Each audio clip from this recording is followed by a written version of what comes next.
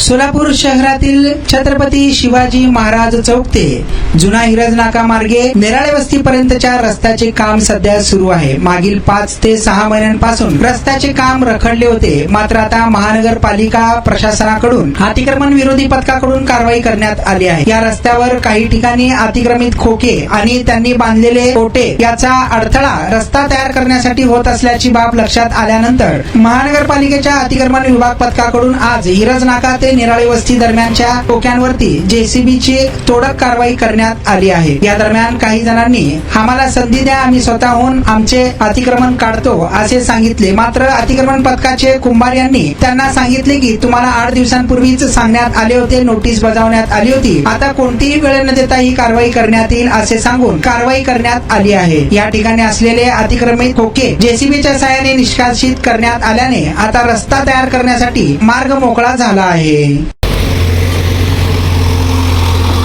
सोलापूर शहरातील नेराळे वस्ती परिसरात असलेल्या आडवानळ समोरील जुना हिरज नाका येथील अतिक्रमणवर आज महानगरपालिकेकडून अशाप्रमाणे कारवाई करण्यात येत आहे।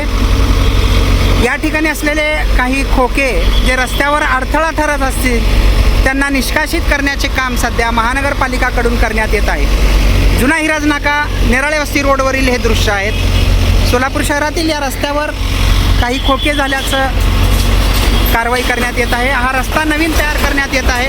पाहू शकता रस्त्याचं काम देखील सुरू आहे आणि या रस्त्याला अडथळा ठरणारी काही खोकी महानगरपालिकेकडून निष्कासित करण्यात येत आहेत।